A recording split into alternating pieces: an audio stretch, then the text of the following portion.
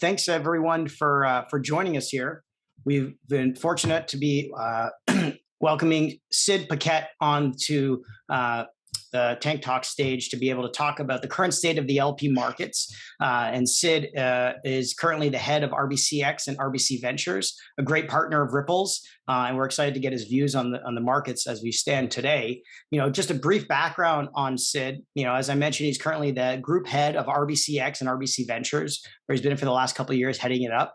Before that, he was managing partner at OMERS Ventures, one of Canada's leading venture capital firms, part of the OMERS pension fund program for almost a decade, and started his career at Deloitte as a senior manager right after the dot-com bubble in 2004 up until September 2011 before he joined OMERS, and has made some incredible investments and still sits on the board of companies like Vision Critical, Hootsuite, Vidyard, Clue, Xanadu, 360 Insights, and Lead, some of Canada's top performing venture capital and startup growth tech companies.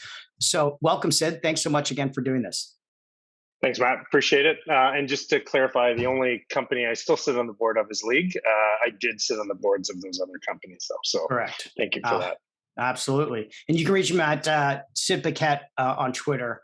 So again, welcome, Sid. So why don't we kick things off? The future of venture capital investing in nearly all financial markets really took a turn at the beginning of 2022. And it's in a much different space than where it was, in the last year in 2021. And we've seen some unprecedented economic activity, obviously, with the rising interest rate environment, quantitative tightening, a war overseas, supply chain disruptions, and then the tail off of COVID and the bump we saw in a lot of those COVID stocks. So, with the historic levels of inflation, a lot of the things affecting the economy, LPs have recently been asked, what are they thinking about from the last few years going into the 2022, 2023 vintage funds? Would love to get your sort of view on the state of the markets and how LPs should be thinking about things where we sit today.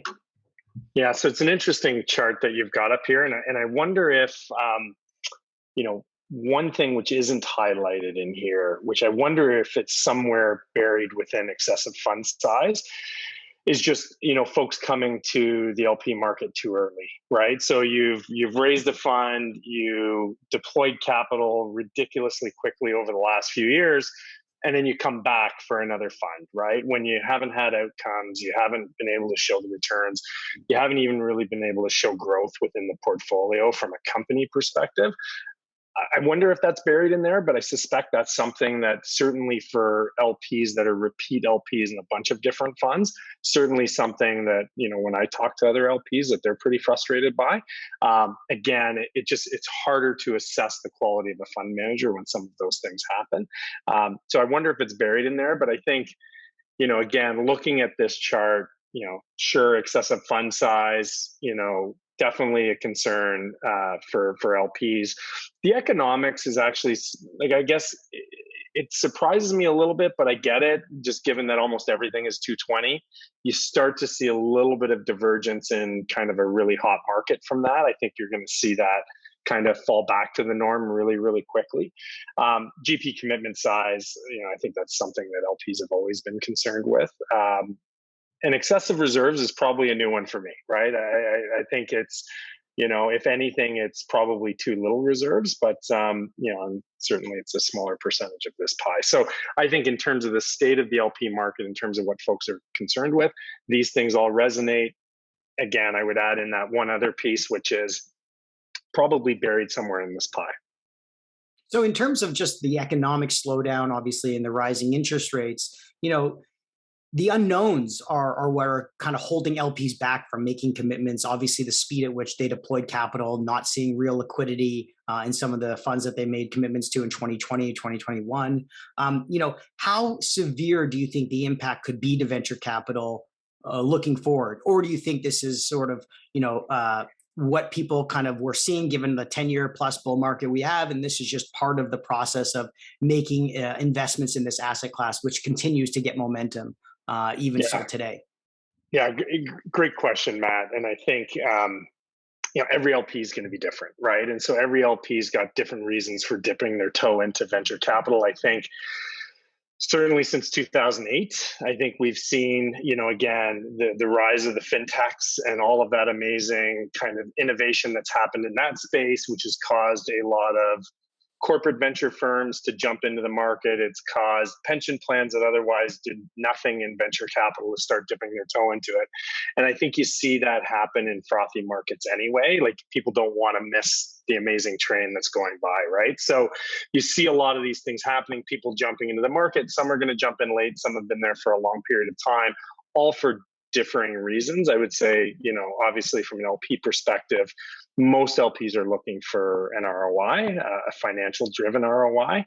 When you get to the CVCs, it's a very different reasoning, right? It is, far more strategic from that perspective in terms of why they're coming into that market. So it's really going to depend. I think right now in the market, I think, again, not so frothy as it once was. I think you are going to see LPs, again, hopefully not pull out of the market. I think that would be a real shame. I think, at the end of the day, I would challenge anybody to say that our future is not technology driven anywhere. And so I think long term, this is where you need to play. This is a blip. Now, does this blip last for a year, 2 years, 3 years? I don't know. And I'm not about to forecast that for everybody. But the reality is, some of the best investments have been done after, we've had some of these disruptions in the market. And historically, that's the case, right? And so that has tended to benefit those who have stayed in the market and have had the propensity to stay in the market disproportionately. And I hope that continues for a lot of the LPs, certainly that are looking at venture capital as an asset class, because again, like, this is where we need to invest for our future for sure. Yeah, absolutely. It's a long game. It is a blip for sure, and we're seeing, some of the best value investments you can make, which is not really a word you used over the last couple of years. Value investing in early stage technology investments, but definitely agree with that in terms of where we have historically been. And we'll get into some of those historical returns, but it definitely feels like a lot of LPs are going to take advantage of these markets where they may have been holding back a little bit over the last year or so. One thing that I think a lot of people hear about in the news or read about, in the journal or something, is that there is an excessive amount of dry powder sitting on the sideline. So as of June 30th, 2022, the US VC dry powder stood at around 300 billion, representing at least 3 years of capital on hand, given the past 4-quarter contribution totals. And in the first 6 months of this year, they've already closed an additional 121 billion in new funds, which is already the second highest yearly total of all time. So how do you view this excess dry powder sitting on the sidelines? And do you think it will help smooth out the funding cycles in venture capital? Yeah, so listen, I mean, from a dry powder perspective, we've got more dry powder in North America and globally than we've ever had before. This is only a good thing, right? At the end of the day, that dry powder is committed. It is, by and large, really good LPs in there that aren't going to back off of their commitments. There is a little bit of a pullback in the market from the fund manager perspective, just simply because there's a lot of unknowns. And again, you kind of come out of, or you go into kind of a rocky period, there's a lot of opportunity as well, right? And so I do think it's super prudent for fund managers to kind of take a look at the market and go, okay, we don't have to go running into that market today. We can walk into that market. And I think that makes a ton of sense. The dry powder is not going anywhere, right? And ultimately, people aren't going to pull out of the market with that amount of dry powder for very long. What we're going to see is there's going to be a flight to quality, right? There's going to be, this capital needs to chase really good companies. That's going to happen. VC teams aren't cheap, right? And so, at the end of the day, you're not going to leave these teams underutilized. And also, having, been in a fund and managed a big fund, like, VC teams want to do deals, right? And ultimately, it's okay to not do deal for a year. You stretch that out for like 2 years, and I can tell you, any really good VC team, they're going to leave, right? They're going to want to do what they've been trained to do and what they're really good at doing. And if the fund isn't actually doing that, or isn't winning the good deals to enable their team to kind of exercise their muscles, they're not, you're not going to have that team for very long. And then ultimately, like, VCs they want more capital deployed, right? This drives their economics, right? They don't want to just sit with, a bank load of capital and not playing in the market. you're going to see them get really smart about how they do play moving forward. And again, you see this every single time that you've gone through one of these cycles. And then the other thing that we don't really factor in much, and it's probably not ubiquitous, in fact, it's not ubiquitous, is some funds actually have gating requirements, right? And so some funds are going to actually be forced to put this capital at work. Not the best situation to have, to be frank, because you want the flexibility to be able to pull back a little bit and not have to chase bad deals just for the sake of putting out capital. But there are funds that are structured that way. So I think for all of those reasons, like, this capital is not going anywhere. This capital is not, it's not drying up. It's not going back into LP coffers. It's not going to get deployed. It's just going to get deployed in a far more methodical fashion than maybe what it's been done in the last couple of years.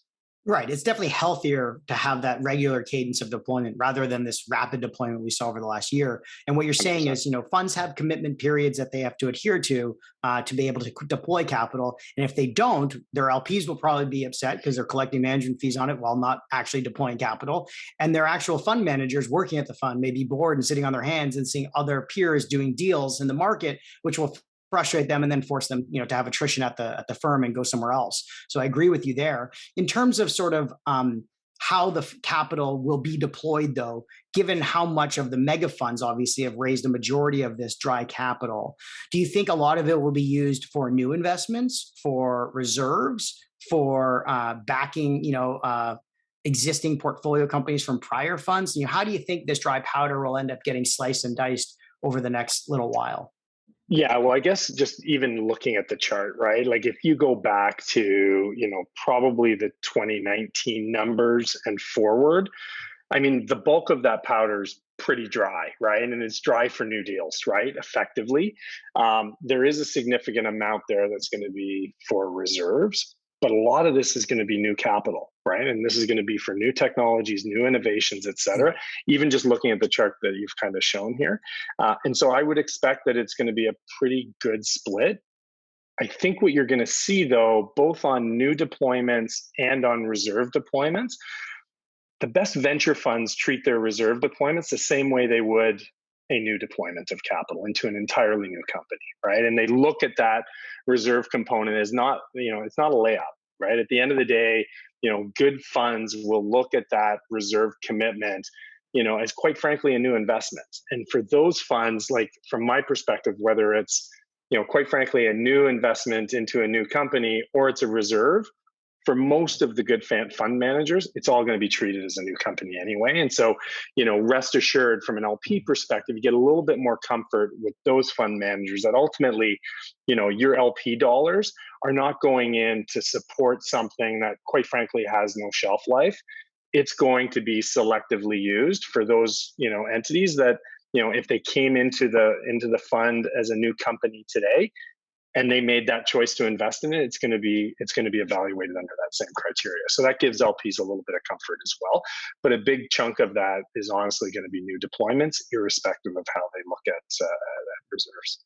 Absolutely. I mean, if you have an institutional backed fund who usually has an LPAC, you also will have a lot of clear lines on where they can support prior investments versus committing to new investments, which should give comfort to LPs out there making investments where there's an institutional lead to know that there's not going to be crossover between funds and stuff to backstop a prior fund's investments, which is great to hear. The thing I mentioned before was this mega fund trend that we've seen over the last several years. Mega funds, so $500 million larger funds, accounted for 77% of capital raised by venture funds in the first half of 2022, with the average fund size around 317 million US. So, with this trend of mega funds taking over a lot of venture capital, how do you think LPs should think about VC becoming more industrialized, kind of like the way that the hedge fund world did, in the early part of the 2000s? And how should they think about these funds' impacts on returns moving forward and also becoming more evergreen kind of funds?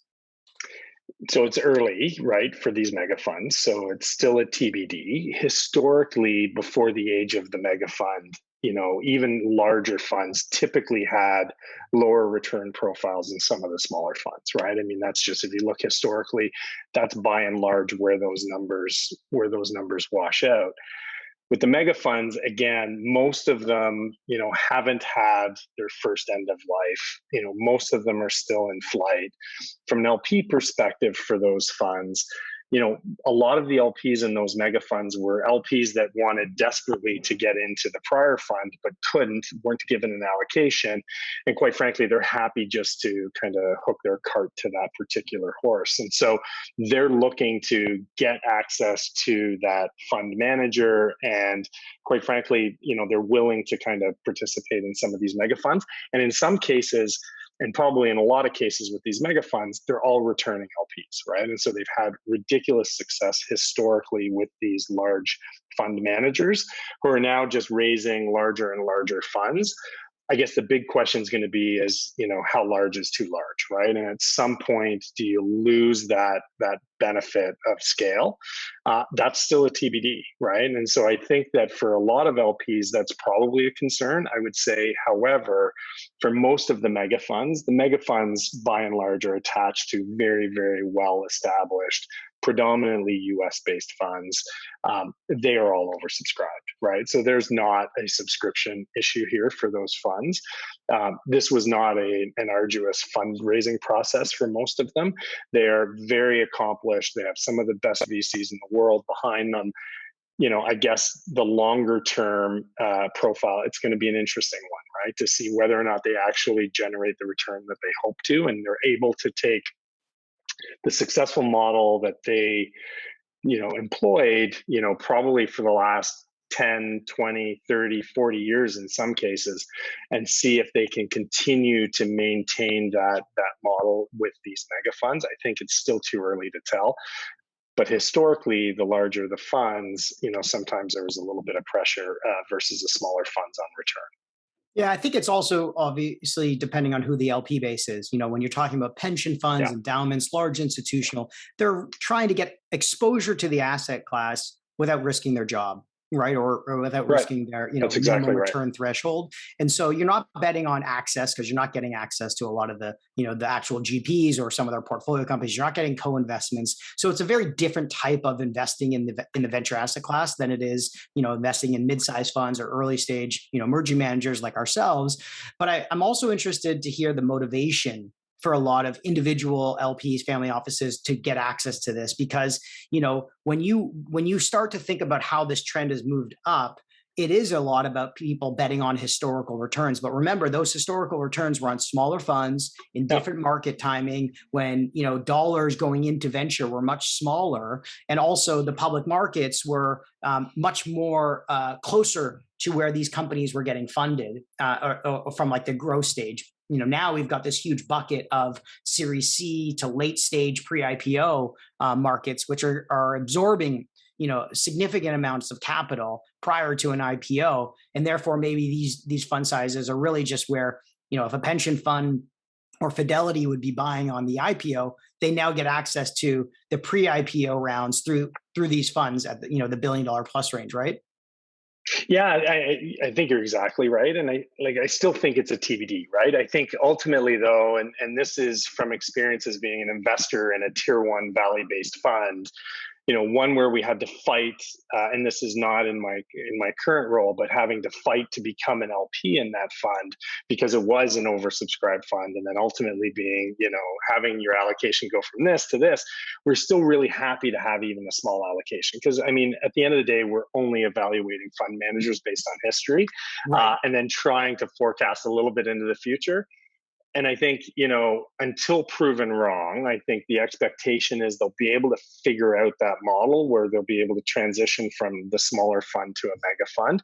And the reality is they're not going from a $100 million fund to a $10 billion fund, right? They're going from, probably a $5 billion fund to a $10 billion fund. So they're already, they already had a mega fund. They're going into a mega fund now, right? So again, and for folks that have only seen the historical returns of even the smaller funds, they want to attach themselves to good fund managers. It's exactly the same. That's really the exact same script that we deploy here in Canada, within RBC, right? It's the exact same methodology. It's the exact same, desire to attach ourselves to the best fund managers in the country. And so, TBD as to whether or not the structure of a mega fund actually has an adverse impact on the returns. Historically, you would think it might, but again, historically, we didn't have, the best funds in the world that were creating these mega funds either, right? Yeah, no, absolutely. One thing though that you mentioned with, obviously you running the team at RBC is that the corporate venture world has really started to pick up momentum in the last couple of years. Through the first half of this year, corporate venture investment has remained incredibly strong, with more than 2,000 deals having received investment from CVCs, already equaling over 50% of the record set in 2021. And CVCs are not your traditional investors, right? There's a bit of like buy versus build mentality. There's a little bit of like outsourced R&D, but what do you think the role CVCs will play in VCs moving forward will look like? And do you expect passive role of CVCs to change to being more active like you guys are at RBC? Yeah, so it's interesting, right? And I guess we'll see whether history continues to play out into the future where, typically CVCs come into the market later and they probably leave earlier when things go sideways. So we'll see if that in fact happens. But I do think, at least in the near term, CVC growth is going to play, it's going to have a significant impact and continue to play a part moving forward. And for the most part, CVCs, they're not built by the most experienced, successful VCs. Instead, they're developed from internal innovation practices. And I actually don't see that changing anytime soon within the traditional CVC structure. And I think, honestly, the problem that I personally have with the traditional CVC model is adding value, right? So every CVC thinks that they add a ton of value. The reality is they don't. And there's very few of them that I've interacted with that do. There's some people on the call right now who have worked at some, which I would say do. But by and large, they don't.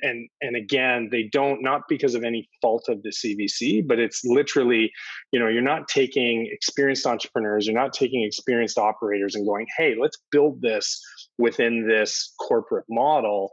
Ultimately, you're taking people who have been in the corporate model and who have an interest in VC and going, hey, can you operate this CVC for us? We want to start, putting our toe into the deep end here. And so they tend to be, by and large, CVCs. They tend to be capital only with what I would call a hint of strategic management. And the strategic management really being, the piece that entrepreneurs can't forget, which is, most CVCs are driven by a strategic intent, less so by financial ROI. And so what that means is, ultimately they're going to require a little bit of active management, even at the board level, right, from the entrepreneur. And again, boards need to be careful, right? Certain information, can't be disclosed to a strategic investor because you want to avoid conflict. And, there's some management there. And that's what I mean by a hint of strategic management. But the CVCs that do it the best, though, are the ones that are, again, they've been on the other side of the table. They actually know how to operate a company. They can help advise entrepreneurs, because ultimately, at the end of the day, we need these companies to be successful, right? It's not about the fund manager. It's about the companies that they manage. And so, helping these entrepreneurs scale their businesses, utmost important. It's actually the only thing that matters. And as a CVC, the ones who do it well are the ones that can better connect that entrepreneur into the behemoth of an organization that they work in, ultimately driving value both to the organization and to the entrepreneur. Those are the folks that do it the best. Very few do, by the way, right? So a lot will say they can do a bunch of things, but very, very few can.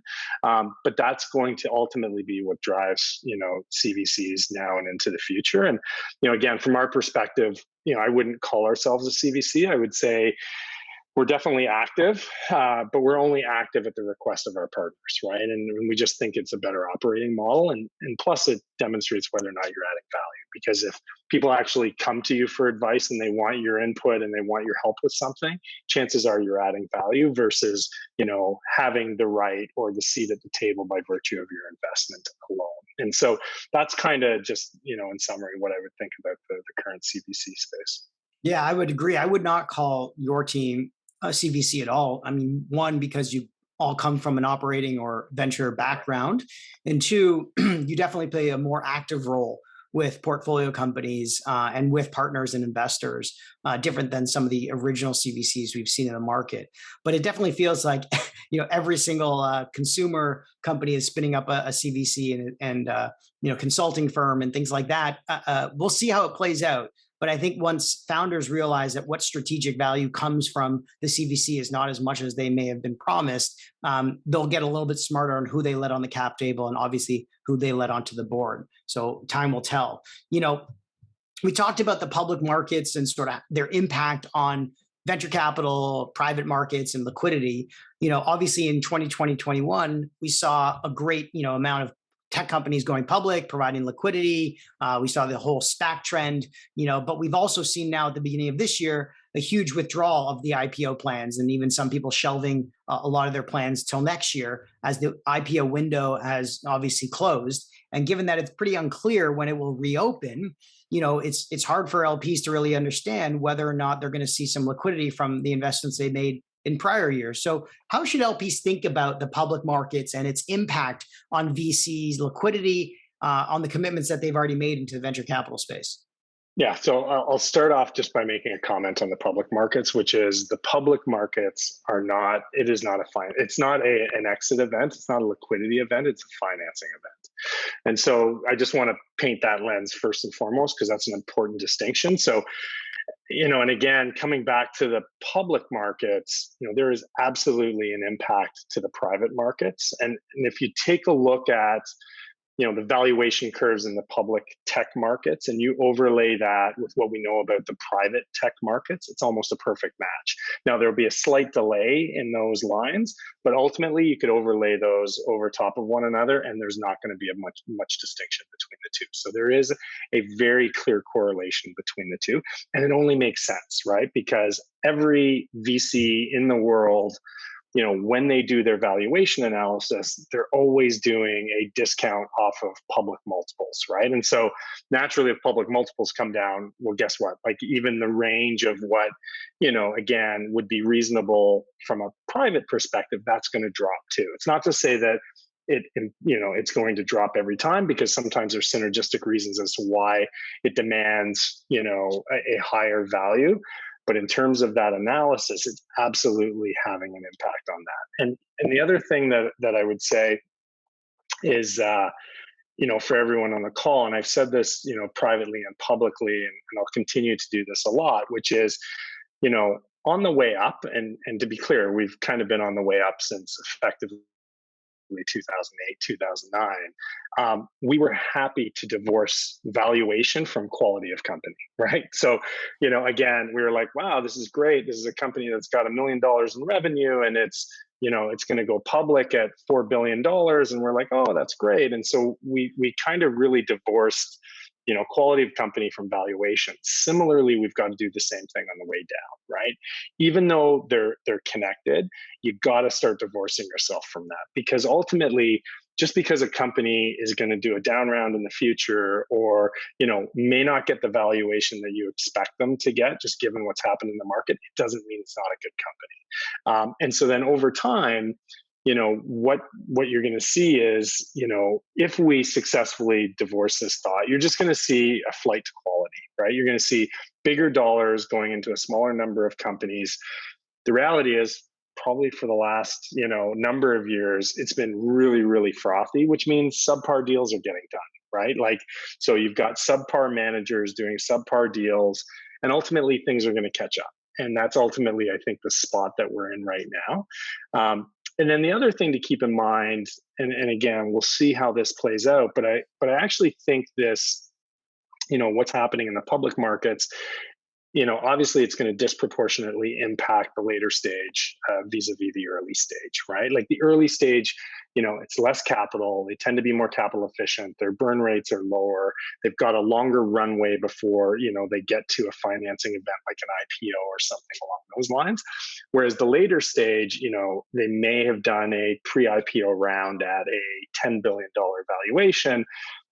Public multiples drop, all of a sudden now, even like if you were to take that company public tomorrow, it only generates a $5 billion valuation. Well, guess what? Like now you're kind of, unless you've got enough capital and enough runway, you're going to be doing a down round. That doesn't mean the company's not a good company, right? And again, some of the changes within the public markets, I actually look forward to it, because I think it's going to, we got away from some just basic financial hygiene for a lot of companies because it was so frothy. People just needed to do deals. This is actually going to cause companies, and it's causing GPs as well, to focus in on their portfolio and go, okay, listen, guys, like you need to tighten it up. We need to operate a little more efficiently. You're starting to see that happen in the market.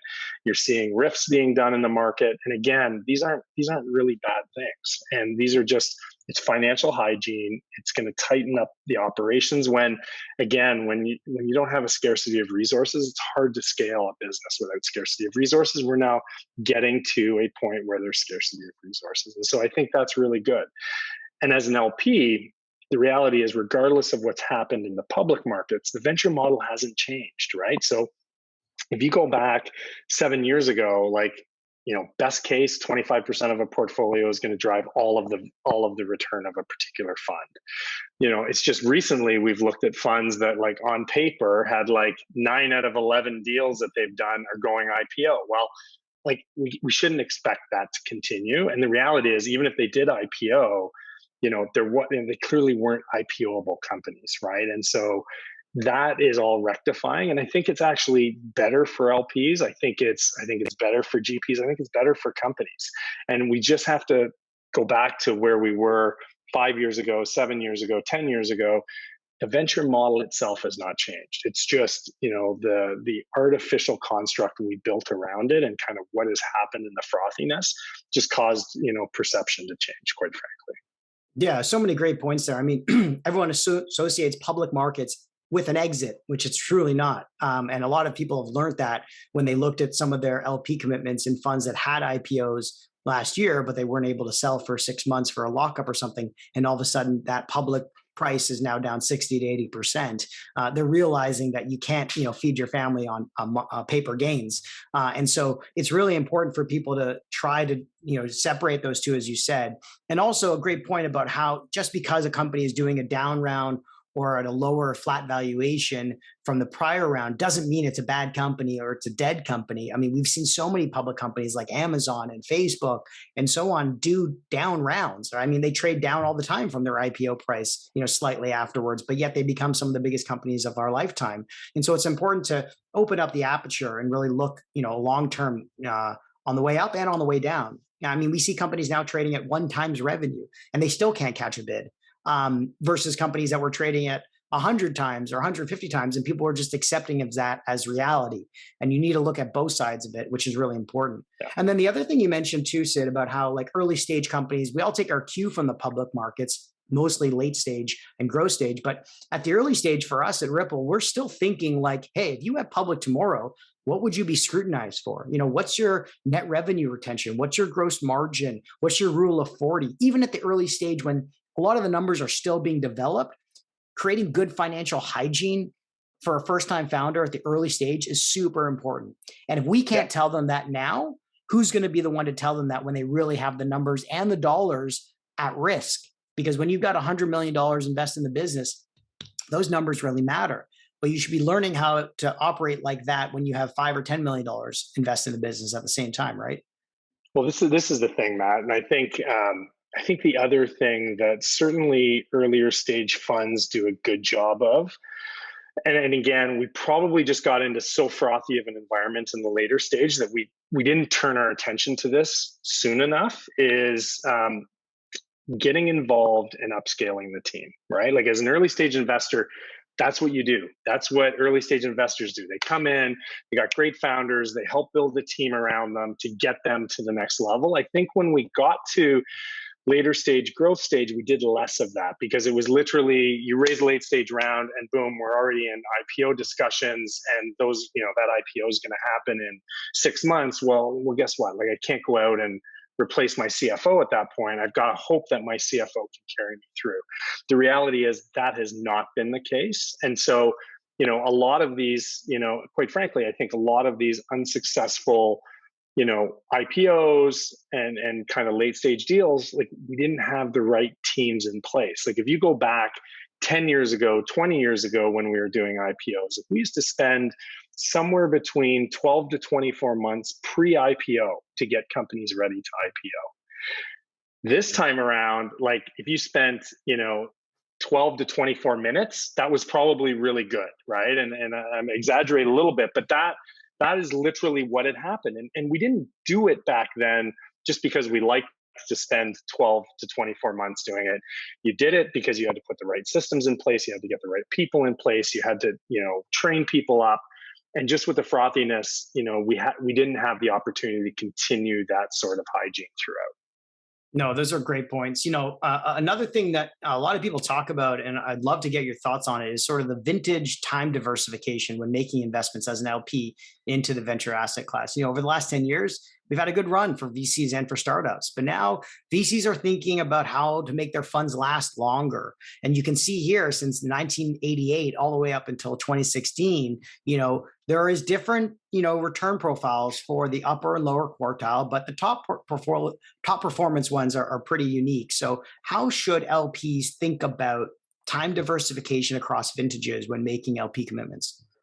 Yeah, so I might take this in a different path a little bit, Matt. But I guess for the folks that are focused on making their funds last, they're doing that because ultimately they're either coming too early to market for their next fundraise, they don't have the return profile. Again, as people get more discerning, they're going to, okay, like let's park the paper gains. Let's actually look at cash on cash return. Let's look at some of these other things that you've done. And so VCs are like, okay, well, I can't actually go out and raise my next round because I don't have these things to show, right? And it is effectively early from a fund perspective. Where I'd like to take it, or where I'd like to comment, is I actually don't care about a venture fund and them wanting to, again, be more diligent with their cash deployment and thinking about ways to make their capital last.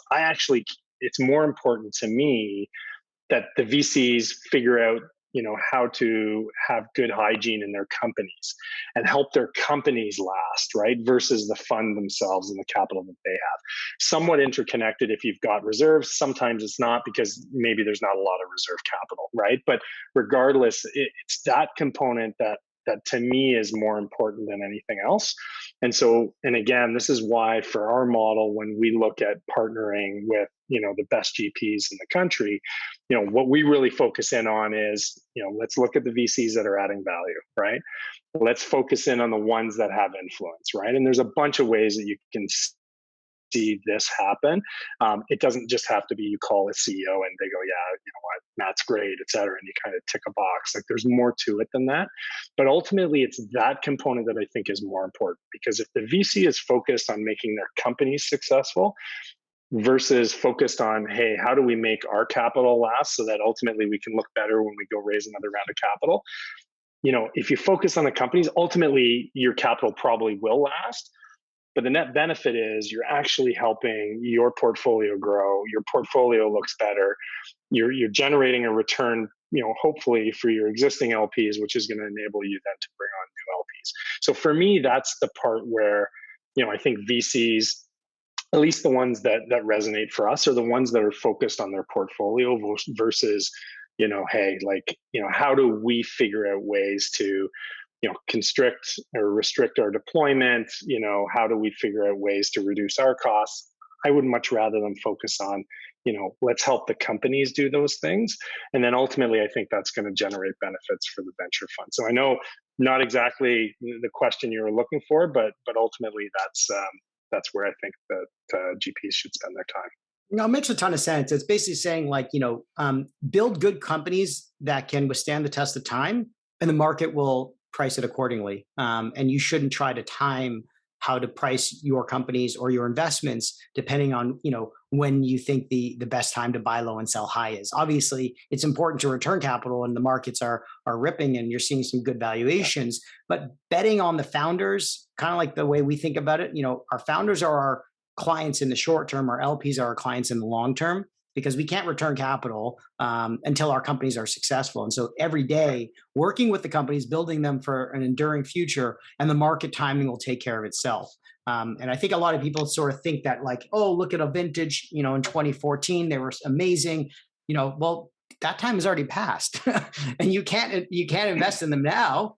So what are you going to wait till the next 2014 rolls around? Well, that it will be too late. So I think what you're saying is, don't try to be a tourist in this industry of investing in venture capital, but just bet on the best GPs and managers who build enduring companies with their portfolio, and that's the way it will take care of itself, right? Yeah, and it's reasonably easy for an LP to see some of these things, and maybe I come at it from a different lens because I'm not traditionally an LP. I am traditionally a GP.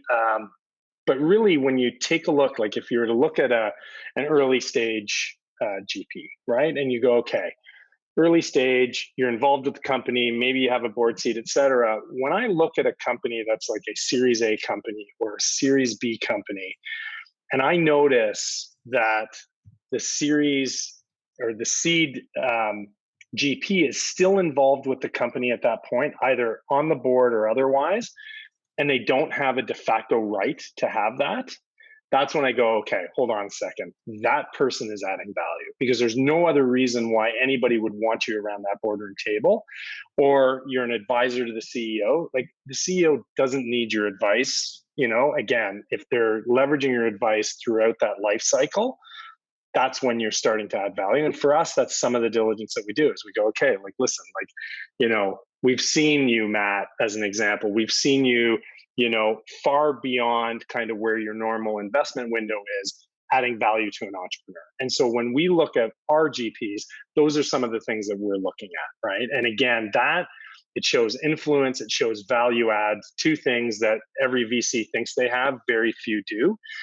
But when you bet on those GPs, then again, it just ties into our entire model where, now we understand exactly what this GP is adding. And those are the folks that we want to partner with, because they're focused on the companies. They're not necessarily focused on, hey, how do I make this last dollar I have last so that I'm in a better position to fund? They're more altruistic than that, and ultimately are driving much better outcomes than the alternative. Yeah, great questions for LPs out there to consider when meeting with new potential GPs. Talking about VC strategy, Sid, from an LP perspective, if a VC had to choose just one approach, which would you want your venture managers to pursue? Sector focus, stage focus, niche industry focus? We're seeing a lot of bifurcation across the industry of everyone going from all the way pre-seed all the way to evergreen funds like the Sequoia funds to very specific space tech focused funds. How should LPs think about this when approaching it? Yeah, I think so. This one's reasonably easy for me. I think this one now comes down to the team. And I think, I've said this or highlighted this throughout the call today. Ultimately, it depends on the team. If you look at the GP base and you've got GPs that only have experience in late stage, they've only ever operated in late stage companies, and they're running a seed fund, I'd be like, that might not work so well. Right. And again, but on some of these life cycle investors, right, some of them have done a good job of going, you know what, we have people who are experts at seed. We've got people who then can take over or help at Series A and onwards. That makes sense to me, right? Because being that kind of connective tissue across the life cycle of a business makes complete sense. But you have to have the team that's able to do it. Otherwise, there's a disconnect. And that's where, again, some of the, specificity in terms of the funds comes in, because some folks, again, if you and I go and create a fund tomorrow, we may look at ourselves and go, listen, like, we're only really good at the early stage. Well, then that's where we should focus, to be honest. But if we then brought in some other individuals who then can do some other components of this, it just makes sense. And ultimately, if you're able to do that and it makes sense, then you've got something, again, that's interesting. Now, most funds, what they do now is they'll have a seed fund or a Series A fund, and then they'll create a growth fund, right, with entirely separate and distinct teams. It's for that reason, right? Like, the growth folks cannot do seed deals, and the seed folks likely can't do growth stage deals. And it's not unusual, right? Like, when we look at, if you look at the data on CEOs, and it's less than 1% of CEOs today go from starting a company all the way through to IPO. They just don't. And they don't because they hit a natural limit on where their specialty and their expertise is. It's no different with VCs. There's a few though that are good all the way through, far and few between, but they do exist. I think you got to look at the experience of the team. And so whatever that is, hopefully that's going to drive their specialty. Again, where I struggle a little bit is when there's a disconnect between the experience and ultimately the area of focus that they're in. And then in some sectors, the sector, depending on, whether that sector's in its infancy, it's going to dictate whether or not it's early, mid, or late, right? So, if you went blockchain, Bitcoin 7 years ago, well, it's all going to be earlier, call it seed to Series A investors in that space. As that market matures, then all of a sudden now you're going to have opportunities that similarly mature, where then you've got some later stage investors that can play in that space as well, and then help take those companies, ultimately to IPO and beyond. That's great advice. We talk to our founders and tell them, look, you'll always be the founder of your company, but you may not always be the CEO. And that's something you need to realize from day one. And we should probably tell ourselves the same thing as venture investors, that if we're a startup or early stage or investor, and all of a sudden we become a growth investor overnight, that's probably not good advice to be giving in founders when you won't even take it yourself. And you should know your limits as a GP. Even for us right now, going through a couple of M&A deals, we knew where we could really help our companies navigate a very complicated M&A process. And so we had to bring in third-party advisors, an executive team to bring in and help them because we knew our limits. And I think that's really important. A lot of people may have an imposter syndrome, but if you all of a sudden are a pre-seed investor and you're writing Series C checks, you might want to look in the mirror and really ask yourself, are you best suited to be writing both those at the same time? Which is an important thing, especially a lot of people are learning in these markets. And talking about these markets, Sid, I'd love to get your view on this. The famous Fred Wilson, who writes an incredible blog for anyone out there who hasn't checked out before, AVC, how do LPs view markups in private markets? Because Fred Wilson says, you should be conservative. You should never mark something higher than the potential exit value. And you should take total or partial write-downs in advance of problems or expected things to happen. So how do you think about this from an LP perspective for GPs out there? Yeah, so I love Fred. And so I would say, I completely agree. I would say most VCs do a reasonably good job of being conservative, certainly in terms of their investments, right? Like most VCs are coming in and they're really waiting for third-party validation before they mark it up. The best VCs, mind you, when they do get that markup, even with a third-party, venture fund that comes in that ultimately invests, the best VCs will look at that valuation and don't just necessarily mark up to that. They will, and this is probably where Fred's going, which is, ultimately they'll look at it and they'll go, you know what? We just got $1 billion valuation. We have no revenue. You know what? As a VC, I'm actually not comfortable valuing it to what XYZ fund was willing to pay for it, because I actually don't believe that that's the value today. Now, they paid that, which is great, but a lot of the best ones, they actually don't mark it up fully, right? And partly what that helps do as well from a venture fund perspective is it helps you on the markup markdown, right? Because if you don't fully mark up, and again, I'm not a proponent of not taking a markup. That's not what I'm suggesting. I'm just suggesting that if you as a GP look at a potential markup, and you have questions about it, don't take the full markup. Like mark it up to what you think is the fair value of the organization. Leave it at that. Explain that to your LPs. They'll appreciate that. And then ultimately, it's reducing the likelihood that you're going to have to take a markdown later. Because if you mark something up again and you don't even believe what that value is, there's probably a good chance you're going to have to come back to your LPs and go, sorry, the next round was done at a lower round. We're going to mark it down. And it just doesn't instill the same sort of confidence as somebody who's like, yeah, you know what? I know that, XYZ was willing to pay it. I actually don't think it's worth that. I think it's worth more than what our last round was, which is great. Here's what we're going to mark it up to. Like, I think that is very thoughtful. It doesn't happen all the time. It shouldn't happen all the time. But when it does happen, like it actually, for LPs, they go, okay, like this is actually a pretty smart fund manager.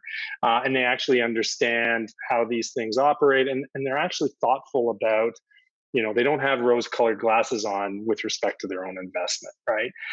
And so that's kind of the way I would view it, and where I've seen some of the best fund managers operate. Yeah, I think it's great advice. I kind of compare it to, if it was a public company and one share traded at $100 billion valuation, would you value the entire company at $100 billion? No. And so if you're having a company that gets, a $10 billion valuation, but they only sold like 1% to get that valuation, would you mark your company at $10 billion? No. And so Fred is completely right. You should be marking it at a price that you think is realistic for 100% of the value of the company, or where you could potentially sell your shares at.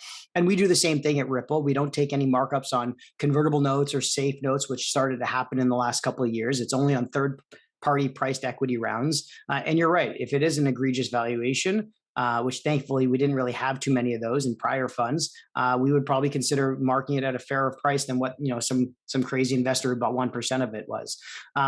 So now we're going to open it up with 5 minutes left for some Q&A. So we have two great questions here. One, how could the layoffs across the public and later stage tech change talent at the early stage? And are you seeing people end up with startups, or should they early stage founders be taking advantage of this dynamic, or do those hires tend to be expensive and not great fits for early stage companies? I can answer this one from my perspective as a GP, and maybe you can shed some light on it, Sid. But for us, I think the public market layoffs are creating a great amount of opportunity for our companies at the early stage. One, people are realizing that the shares they were getting in public companies are not worth as much as they were when they maybe were granted those options. And two, job security isn't what they thought it was when they joined that public company. At the early stage, when the company is well funded, has more than 2 years of runway, and still has relatively fairly priced equity, so their common shares, their 409A valuation is quite low, there's actual real value to those options being given, rather than some of these later stage public companies whose inflated common share price is not worth as much as maybe it'll eventually be worth when those shares become vested. So we are seeing it as a huge advantage for some of our early stage companies. Any thoughts from you, Sid? Yeah, it's probably nothing, and on top of what you just said. I think you said that very succinctly. Okay. How should LPs think about funds changing or adjusting their mandates with the market conditions? And on the one hand, don't want to ignore obvious signals, while on the other is not necessarily what you signed up for. So how do you think about that when funds are changing their mandates or adjusting? Yeah, so it's a great question. I'm going to struggle with this one a little bit, because the way we invest is probably different than the way most invest, in the sense that most, if not all, of the GPs that we've invested in, we've actually worked with those GPs in the past. Like, we've sat on boards with them, we've invested with them, not as LPs, but as GPs, operators, et cetera. And so for us, again, mandates will change for sure, right? I think you've got to be open to that. The markets are changing. Probably less relevant for, call it experienced GPs than it is for, Sid and, Sally, who are just creating a venture fund tomorrow and have never done venture before, and are, quite frankly, they're taking input from every LP that they talk to, and then changing their story a little bit in the hopes that, they can hit something that resonates. With the more experienced folks, it's certainly the folks that we've invested in. And by experience, I don't mean the number of funds. I just mean they've been in the space, they're hustlers, they know what they're doing, they're adding value. It's less of an issue, because most of them, they're already doing a model that they're very comfortable with, right? They've been executing this way for, it could be a year, it could be 10 years, it could be, multiples of that. And so there's less of that from my perspective in terms of how we assess companies. So that's kind of how I would say, at least from our perspective, I don't really see a lot of that flip-flopping on the story in terms of what's happening macroeconomically, and having that change, necessarily their investment thesis.